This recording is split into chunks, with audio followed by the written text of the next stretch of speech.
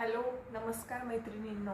तर आजच्या या व्हिडिओमध्ये मी तुम्हाला महिलांनी बचत करणं का गरजेचं आहे किंवा महिलांना जर बचत करायची असेल तर त्यांनी काय केलं पाहिजे, कुठल्या पद्धतीनं बचत केली तर तेवढ्याच बचतीमध्ये आपल्याला चांगला परतावा मिळेल आणि आपल्याला चांगल्या पद्धतीनं जे इन्व्हेस्टमेंट आहे आपली ती करता येईल, हे मी तुम्हाला सांगणार आहे। तर नमस्कार, मी प्रियंका आपल्या यूट्यूब चॅनलला तुमचं खूप खूप स्वागत करते आणि प्लीज तुम्हाला हा व्हिडिओ आवडला तर नक्की लाईक करा व्हिडिओला आणि चॅनलला सबस्क्राईब करा आणि आणखी कोणाला शेअर करावा वाटला तर शेअरसुद्धा नक्की करा।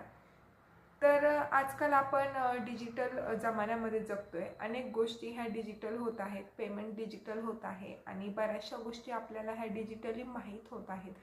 तर इन्व्हेस्टमेंट जी आहे ना त्याचे अनेक मार्ग, अनेक लार्ज स्केल मार्ग हे आता सध्या आलेले आहेत। म्हणजे आपण कुठेही गेलो समजा की तर आपल्याला एक खर्च फार वाढलेला आहे। आपलं इन्कम जेवढं आहे ना त्याच्या डबल टिबल आपण खर्च करतो, केलाही पाहिजे खर्च, कारण आपण जर कमवतोय म्हटल्यावरती आपण स्वतःकडे लक्ष देणं, स्वतःच्या गरजा पूर्ण करणं हे अत्यंत महत्त्वाचं असतं। परंतु त्या गरजा पूर्ण करता करता जर तुम्ही थोडेसे पैसे हे इन्व्हेस्टमेंट म्हणून वापरले तर नक्कीच त्याचा तुमच्या मुलांच्या भविष्याला, तुमच्या भविष्याला आधार होत असतो। आता इन्व्हेस्टमेंटमध्ये बायका ह्या फार माहीर असतात, कारण त्या बार्गनिंग करतात, सगळ्याच गोष्टी करतात। तर इन्व्हेस्टमेंट हा पुरुष त्याच्या प्रतीने तर करतच असतो, जसं की एखादं घर घेणं, एखाद्या प्रॉपर्टीमध्ये इन्व्हेस्ट करणं, सोन्यामध्ये इन्व्हेस्ट करणं किंवा अनेक गोष्टींमध्ये। परंतु काही अशा आपल्या महिला आहेत की ज्यांना बाहेरचं जगाचं नॉलेज एवढं जास्त नाही आहे किंवा मोबाईल जरी त्या पाहत असतील तर त्याच्यामध्ये आपण कशा पद्धतीने इन्व्हेस्ट करू शकतो ह्या गोष्टी माहीत नसतात। तर बरेचशा अशा ॲप्लिकेशन्स आहेत की जे म्युच्युअल फंड आपल्याला प्रोव्हाइड करत असतात आणि म्युच्युअल फंडमध्ये इन्व्हेस्टमेंट करणं याला आपण काय म्हणतो, SIP करणं म्हणतो, सिस्टमॅटिक इन्व्हेस्टमेंट प्लॅन। आता हा मी तुम्हाला इथं समजून सांगते की काय असतो हा। तर सगळ्यात पहिलं काय असतं, ग्रो, झेरोदा, एंजल ब्रोकिंग असे वेगवेगळे प्लॅटफॉर्म आहेत की जे तुम्हाला म्युच्युअल फंड प्रोव्हाइड करत असतात। आता म्युच्युअल फंडमध्ये आपण ज्यावेळेस पैसे गुंतवतो तर ते पैसे अगदी 100 रुपयांपासनं तर तुमची म्हणजे तुम्हाला जेवढी महिन्याला तो बचत करू तुम्ही शकता तितके तुम्ही पैसे तिथे टाकू शकतात। फक्त तो संपूर्ण आकडा पाहिजे, म्हणजे असा 100, 1000, 500, 1500, 2000, 5000, 10000, 7000 अशा पद्धतीने। तर ज्यावेळेस तुम्ही SIP सुरू करता एखादा बरेचसे म्युच्युअल फंड आहेत, तुम्हाला 2-3 उदाहरणं मी सांगते। आदित्य बिर्लाचे आहेत, ICICI प्रुडेन्शियलचे आहेत, त्यानंतर क्वांटम आहेत, सुंदरम आहेत, क्वार्ट्स आहेत, असे वेगवेगळे म्युच्युअल फंड्स आहेत। प्रत्येक म्युच्युअल फंडने खूप छान रिटर्न तुम्हाला दिलेला आहे। इथं तुम्हाला फक्त गुगलवरती म्हणा किंवा थोडंसं सर्च जर केला last 3 year performance, 5 year performance, तर तुम्ही एक शॉर्ट ॲनालिसिस तिथं करू शकता की कुठला म्युच्युअल फंड चांगला आहे। ज्यावेळेस तुम्ही SIP करता किंवा म्युच्युअल फंड ओपन करता तर पहिली गोष्ट तर हा लॉंग टर्म प्रोसेस आहे, म्हणजे तुम्ही 1 वर्षानंतरही त्यातले पैसे काढू शकता। परंतु तुम्ही जर एक भविष्याच्या दृष्टिकोनातनं याच्यामध्ये जर इन्व्हेस्टमेंट केली तर तुम्हाला निश्चित खूप फायदा होतो ह्या म्युच्युअल फंड्सचा, SIP करण्याचा।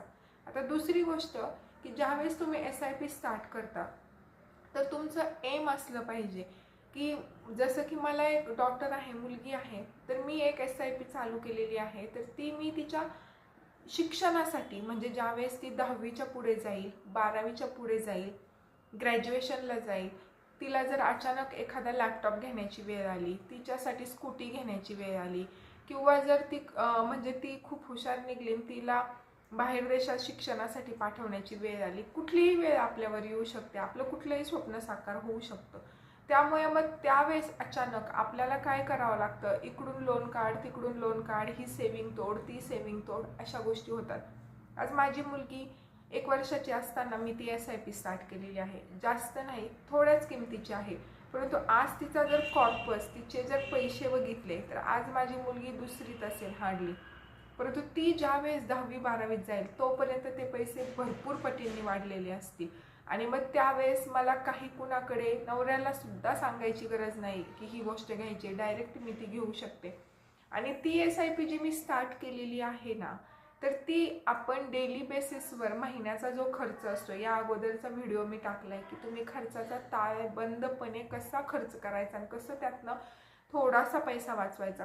तर माझी ही जी SIP आहे ना, तर मी त्याच पैशातनं करते. म्हणजे जर समजा XYZ आपला खर्च आहे आणि त्याच्यातनं मी ठरवते की दर महिन्याला माझे एवढे पैसे, कमीत कमी ह्या पैशाच्या जवळपास माझे पैसे वाचले पाहिजेत, मी ते वाचवून मी त्याच्यात टाकते. आणि खरंच ज्यावेळेस मी ते आज पैसे ओपन करून बघते ग्रो ॲप्लिकेशनमध्ये, तर मला फार आनंद होतो की हां, मी एवढ्या दिवसात हे काहीतरी मी चिप्स कुरकुरे आणून खाल्ले असते, त्यापेक्षा आज माझे ते पैसे साचलेत आणि माझ्या मुलीच्या भविष्यासाठी ते मी साचवलेत.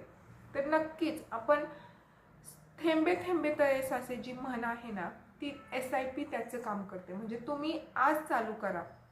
मी ज्या वेळेस, आता तुम्हाला खरंच सांगते, ज्या वेळेस ही SIP मी चालू केली त्यावेळेस मला माहीत नव्हतं की मी महिन्याच्या अखेरीस किती पैसे त्यातनं साचवू शकते किंवा बाजूला ठेवू शकते. तर मी ट्रायल बेसिसवर ही SIP काढली होती आणि मी फक्त एक ट्राय म्हणून 100 रुपयाची SIP तेव्हा काढली होती. वर्षभर मी फक्त 100च रुपये त्याच्यात टाकले. त्यानंतर जसे माझ्या मुलीच्या हातात कोणी पैसे दिले, समजा गावाला वगैरे जातो, आपल्या इकडे आहे प्रथा, कोणी 500 देतं, कोणी 100 देतं, मी 50 देतं, तर लिटरली मी ते पैसे इकडं घरी आले की ते कॅश असायचे, ऑनलाईन मी माझ्याकडे असले की मी त्या म्युच्युअल फंडमध्ये टाकायचे. आणि आज थोडं थोडं करता ते पैसे भरपूर झालेले, भरपूर म्हणजे ॲटलिस्ट तिची एक वस्तू मी खूप सहज करू शकते एवढ्या प्रमाणात ते झालेले आहे. आणि फक्त 3 ते 4 वर्षाचा कालावधी आहे. त्याच्यामध्ये जवळजवळ मी टाकलेल्या मुदलीच्या 100 ते 110% रिटर्न हे मला त्या पैशांनी दिलेले आहेत. आणि म्हणजे वार्षिक सरासरी 20% रिटर्न आहेत. 5च वर्ष झाले असतील. तर एवढे रिटर्न आपल्याला बँकही देत नाही. 7-8% पुढे रिटर्न बँकही देत नाही. त्यामुळे तुम्ही अशा पद्धतीने SIP केली, कारण महिलांचं आर्थिक साक्षीकरण जे असतं ना, ते फार गरजेचं असतं.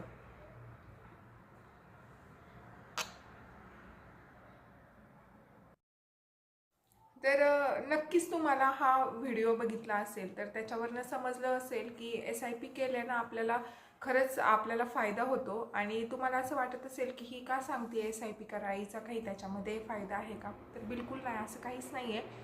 फक्त मी जो अनुभव घेतला किंवा मला ज्याच्यातनं चांगले रिटर्न्स भेटले, ते मला नक्कीच वाटतं की महिलांपर्यंत ह्या गोष्टी पोहोचत नाही किंवा महिला ह्या बऱ्याचदा सणावारांमध्ये म्हणा किंवा घरगुती गोष्टींमध्ये गुरफटलेल्या असतात आणि त्यांना हे नॉलेज मिळत नाही. आणि मिळालं तरीसुद्धा तुमचं नवऱ्यानं सांगितलेलं असतं आणि मग पुन्हा ते त्या नवऱ्याला माहिती असतं.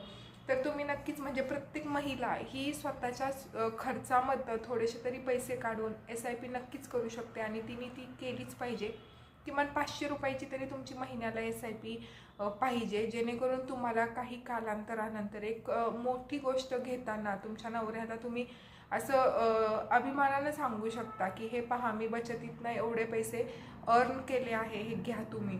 कारण तुम्हाला घरी बसल्या बसल्या त्याचे पैसे SIP मध्ये काय असतं, समजा पहिल्या महिन्यात तुम्ही 1000 रुपये टाकले, पूर्ण महिन्याभरामध्ये एक महिना म्हणजे ऑटोपे अशी एक पद्धत असते. त्याच्यामध्ये काय असतं की तुम्ही एक ठरवलेला महिना असतो, त्या तारखेला तुमची SIP बँकेमधनं तुम्ही दिलेला बँक अकाउंट जे काही असेल त्याच्यातनं आपोआप डिडक्ट होत असते. तुम्हाला काही टेन्शन घ्यायची गरज नसते. फक्त त्या तारखेला तुमच्या अकाउंटमध्ये तेवढे पैसे असणं गरजेचं असतं. ज्या वेळेस असे ऑटो डिडक्ट होत जातात पैसे, त्यानंतर काय होतं की पहिल्या महिन्यात तुमचं काय असतं, 1000 रुपये समजा तुमची SIP असेल तर 1000 रुपये प्लस महिन्याभरात तुमचं मार्केटवर डिपेंड असतं हे सगळं, स्टॉक मार्केटवरती. तर शेअर मार्केट ज्या पद्धतीने परफॉर्म करते, जर त्याने चांगलं पॉझिटिव्ह परफॉर्म केलं तर तुमचं 1000 रुपयाची किंमत त्याच्यावर 2%, 3% असं 1010 होऊ शकते, 1012 होऊ शकते. त्यानंतर नेक्स्ट मंथमध्ये तुमचे 1000 रुपये म्हणजे किती झाले, 2000 प्लस तुमचं प्रॉफिट काय असेल ते म्हणजे 2010 रुपये. याच्यावरती तुम्हाला नंतर रिटर्न भेटणार थर्ड मंथमध्ये. म्हणजे थर्ड मंथमध्ये तुम्ही पुन्हा काय टाकणार, 1,000. तुमची मुद्दल किती झाली, पहिले 2,000 प्लस हे 1,000 आणि पहिले जे काही तुमचं व्याज जमा होत जाते किंवा जे व्याज वाढत आहे त्या वाढत्या व्याजावरती सुद्धा तुम्हाला पुन्हा म्हणजे एक प्रकारे कंपाऊंड इंटरेस्ट, ज्याला चक्रवाढ व्याज म्हणतात ना ते. म्हणजे तुमचे आज 1,000 रुपये आहे, तुम्हाला 10 रुपये प्रॉफिट झालं ह्या महिन्यात, 1,010 वरती तुम्हाला पुढच्या महिन्यात प्रॉफिट होणार प्लस तुमची मुद्दल.